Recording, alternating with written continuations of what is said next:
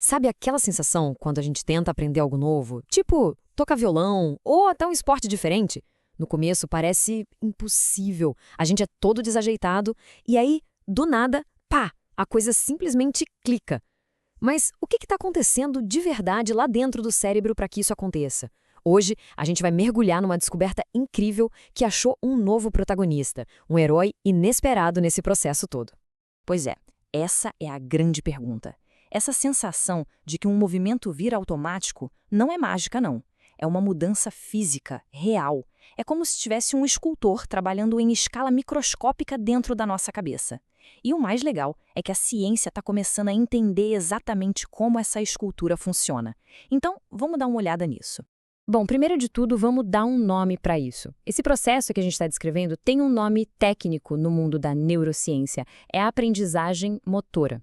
Basicamente, toda vez que a gente pratica, a gente está literalmente religando e otimizando os circuitos do cérebro. E para estudar isso, os cientistas usam uns testes bem interessantes, como o do Rotarod em camundongos. Imagina só, um ratinho tentando se equilibrar num cilindro que fica girando. É um jeito perfeito de observar a aprendizagem motora acontecendo e medir o que muda no cérebro. Ok, para a gente entender a grande novidade, primeiro a gente precisa conhecer os personagens que já são famosos nessa história. Por décadas, o foco dos cientistas esteve em três componentes principais. Começando pelos neurônios, claro. Eles são os mensageiros, a fiação elétrica do nosso cérebro. Eles disparam sinais e criam essa rede de comunicação gigantesca que permite a gente pensar, sentir, enfim, fazer tudo. E é aqui, nesse espacinho mínimo entre os neurônios, que a mágica acontece. A sinapse é o ponto de conexão. Aprender na prática é fortalecer essas conexões. É como transformar uma estradinha de terra numa rodovia de 6 pistas, deixando a comunicação muito mais rápida. E aí entra a dopamina, a grande motivadora do cérebro. Ela não só dá aquela sensação boa de acertei, como também funciona como um técnico, gritando para o cérebro: ei, essa conexão aqui é importante, deixa ela mais forte. Ela é fundamental para essa adaptação toda. E por muito, muito tempo, a história era essa: neurônios, sinapses e dopamina. Ponto final. Só que uma pesquisa recente colocou um personagem completamente novo e inesperado no centro do palco. A gente está falando das células gliais e, mais especificamente, dos astrócitos. E o mais maluco é que existem mais astrócitos do que neurônios no cérebro. Mesmo assim, por décadas, a ciência pensou que eles eram só uma espécie de cola, que davam ali só para segurar tudo no lugar. Mal sabiam eles. E aqui, a coisa vira de cabeça para baixo. A ideia antiga de que os astrócitos eram passivos já era. A nova visão, que está vindo com tudo, mostra que eles são, na verdade, os jardineiros ativos do cérebro. Eles podam, cuidam e esculpem o jardim das nossas conexões neurais. E essa imagem aqui é a prova do crime. É algo revolucionário. Pela primeira vez, os pesquisadores conseguiram ver um astrócito, essa célula em azul, literalmente envolvendo e comendo partes de sinapses que estão em magenta. Isso não é só dar suporte, isso é remodelar o cérebro ativamente, fazendo uma faxina para otimizar todo o circuito. Tá, isso é incrível. Mas fica a pergunta, como eles fazem isso? Como um astrócito sabe qual conexão ele tem que podar e qual ele tem que deixar? Acontece que eles têm uma ferramenta molecular feita sob medida para esse trabalho. O nome dela é MEG-F10. Essa proteína fica na superfície do astrócito e funciona como um sensor, que reconhece e gruda nas sinapses que precisam ser eliminadas. É basicamente a tesoura de poda que permite que o jardineiro faça seu trabalho com uma precisão cirúrgica. E se alguém duvida da importância dessa tesoura, olha só esse gráfico. Lembra do teste do cilindro giratório?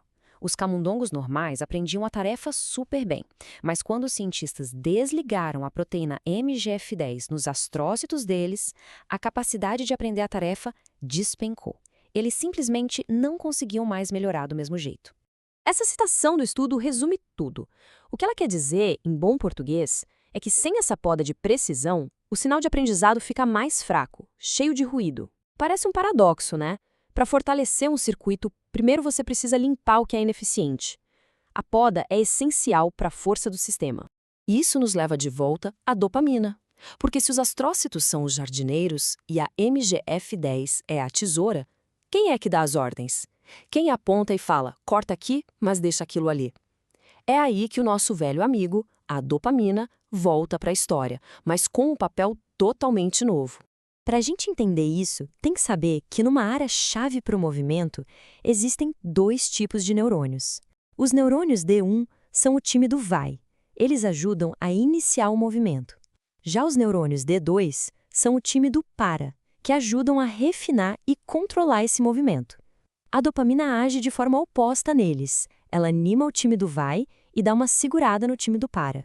Agora vamos juntar todas as peças. Quando a gente pratica, os níveis de dopamina sobem e essa dopamina age como um maestro, dando as ordens para os astrócitos. Ela sinaliza para eles protegerem e fortalecerem as conexões do time do vai e, ao mesmo tempo, ela bota um alvo nas conexões mais fracas do time do para, basicamente dizendo para os astrócitos, essas aqui podem podar.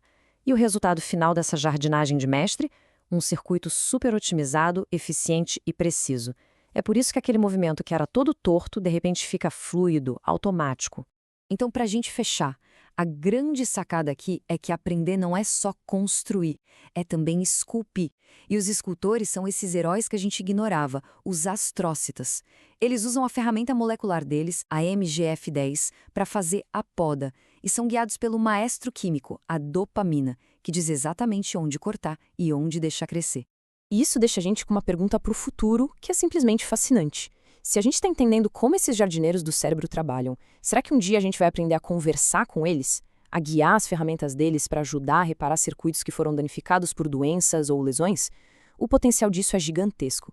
E essa pesquisa é só o comecinho dessa história.